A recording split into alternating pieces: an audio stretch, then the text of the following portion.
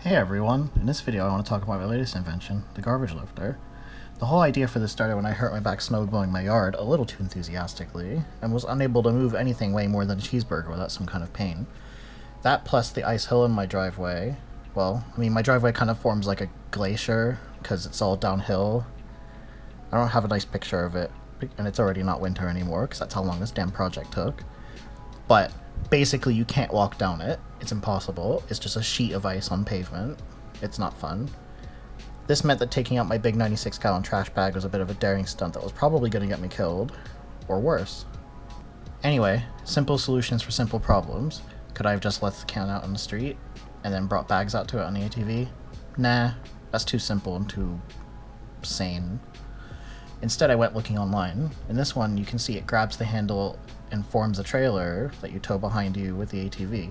The problem with this, other than the Amazon reviews complaining that it's so flimsy it folds like a floppy noodle, is that you still have to muscle the weight of the can around to get it on and off, and kind of tilt it back, and that just seems like a recipe for disaster, especially at the base of the driveway, where it is, again, a sheet of ice. In the second image, it's a tow hitch system. Well, I guess it's kind of like a series of 3 images, but it's a tow hitch system that you can push onto, and it lifts the can up off the ground slightly. I think it has a spring in it, and then you drive it around and pull it back off. It's very clever, and much less weight than having to have it be pulled or balanced by you, since it keeps it relatively upright the whole time. It does need a hitch, however, which I don't have. The ATV has a bit of just like a ball attached to the rear axle permanently, and yeah, that's about it. However, this is too much manual labor. I don't even want to get off the damn ATV. So in an effort to reach new levels of laziness, I envisioned a winch-powered lifter device attached to the front. Here's a crummy sketch I made from a living room on my phone when I was too sore to even do much in the way of standing. I just took a quick picture, then sat back down on the couch. You can see the colored wire that represents the winch cord and how it would pull the scoop thing up and down. Then, as I always do, I broke out the most unsuitable 3D modeling software for the job, Trimble SketchUp? I guess it's does Trimble still own SketchUp? I think they do. This is a quick view of the final design. You can see how it raises and lowers, and it has a pneumatic strut piston thing, like on the back of a, trunk lid? Yeah, that's the word I'm looking for, trunk lid. And it keeps it always wanting to press down, so that way it keeps the cable tight and makes it work properly. I forget the pressure, I think it's like 50 or 60 pounds of force. Anyway, it goes up and down. Pretty neat. Here I stole an ATV model from the 3D warehouse, and probably also the trash can, but I've modified it so much that I think I can claim it as my own. Maybe 50% of it.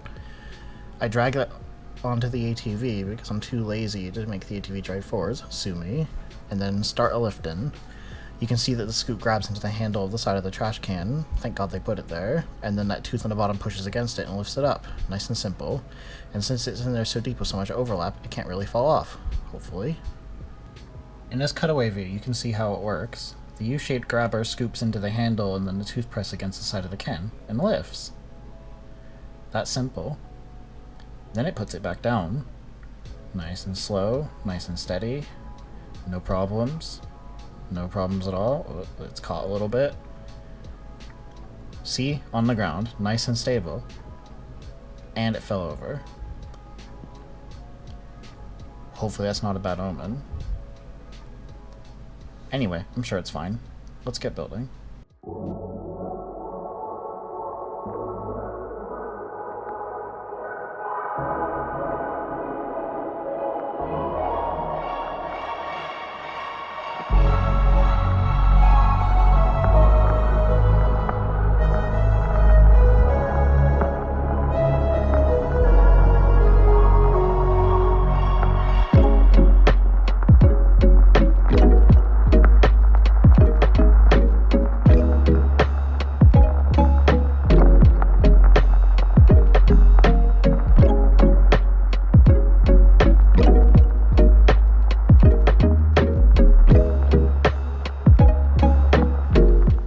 Hello, so just want to make a brief aside here.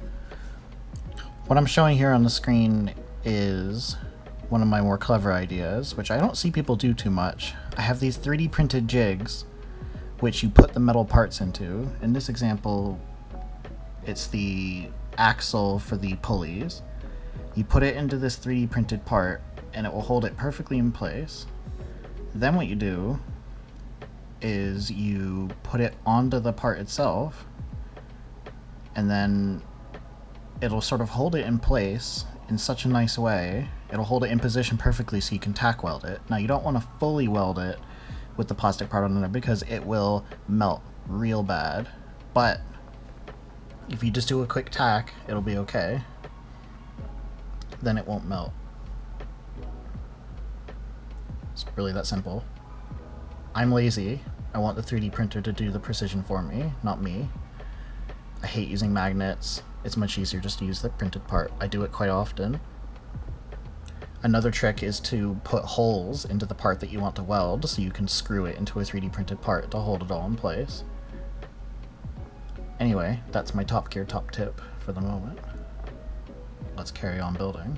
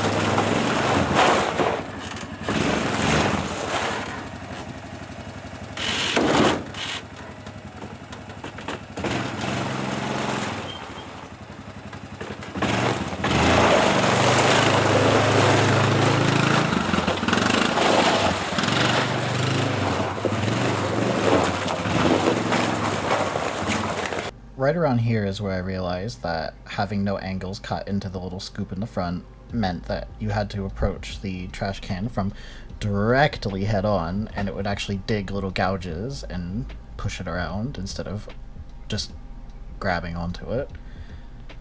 So here's some failed attempts at picking it up, and it's right about when I realized that, yeah, you know, design could use a little bit of work. So after a few failed attempts at doing this, I immediately cut some chamfers into the scoop to make things work just a little bit better, so you could approach from a slightly off angle. And I can tell you from using this thing for a few, I guess, weeks or months, that the chamfers make a huge difference. Now you can approach it from like a 20-degree angle and it'll still pick up, as opposed to before where it was like a 1-degree angle and it wouldn't pick up properly.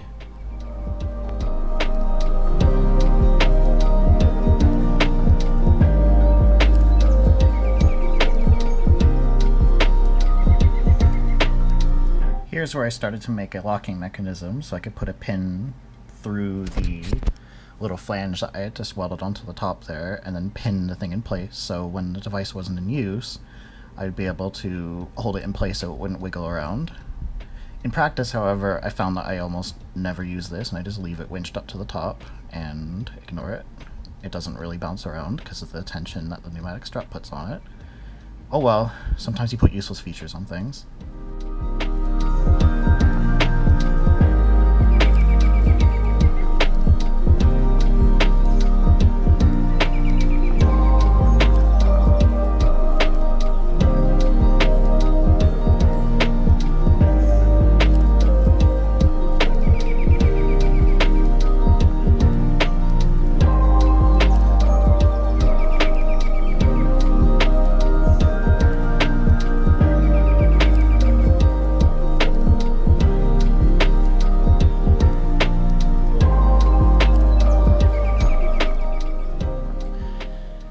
Alright, I just painted these.